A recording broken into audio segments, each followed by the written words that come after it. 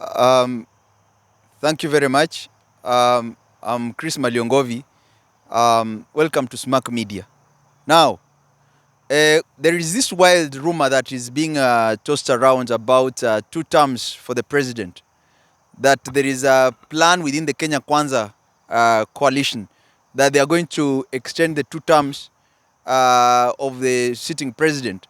That is to bring about a referendum to shift the position of the constitution from the 2 terms and create a bracket of an age limit of 75 years. We are saying this, that is a very wild rumor. Hizo ni wild rumor and should be treated as that. The Kenyan constitution is American. We cannot change, you cannot shift our constitution. The Americans have had theirs since 1776. Although before that, they used to have, it was free. In fact, that is why President Roosevelt had to serve around 4 terms.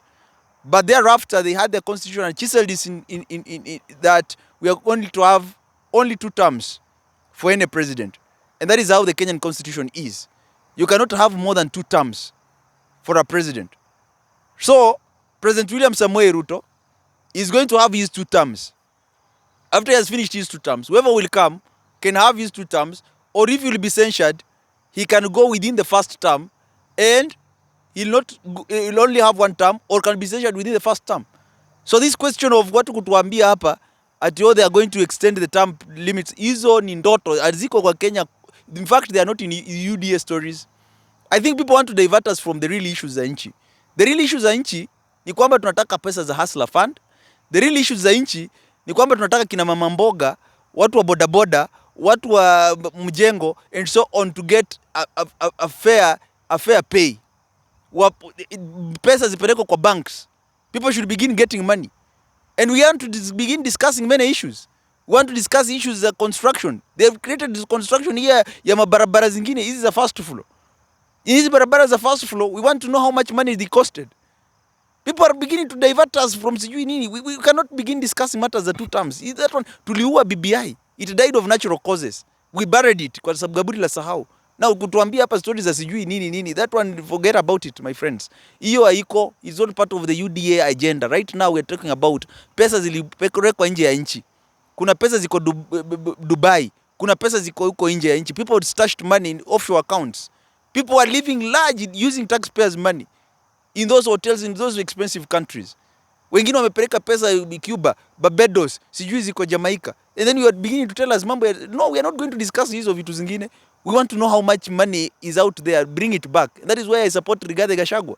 He has to discuss matters za nchi. Hii mambo ya Mudavadi kutuambia ati hutaki to discuss by yaliyopita. Yaliyopita ni ndwele saa hizi. Yaliyopita ni ndwele na tunaenda kuyadiscuss. Tutaganga yaliyomo na yajayo before discussing past issues. We must discuss matters zilipita. Taxpayer ameibiwa pesa hapa sana. We must begin asking, we want an audit to all these things. Kutuambia hapa mnatuambia nini? So we are saying this, that matters of issues, term limits, that one out. In the US, if they wanted term limits, President Bill Clinton would have had to extend term limits. President Bill Clinton would have had more than 2 terms. President Barack Obama would have had more than 2 terms. Ronald Reagan is another one. They were so much beloved. You cannot tell us mambo ya extend. No, we cannot discuss those issues. So with those remarks, we are only telling people that we are going to discuss real issues za nchi. And from there we shall be tafuta mustakabali wa nchi, tuanze kupanga hii nchi. Huwezi kutujengea hapa barabara ya first floor. Watu hata waitumii, watu wako chini. People are moving down, jam iko hapa chini. Hii barabara ilikuwa ya nini? Na mama mboga hana cha kukula.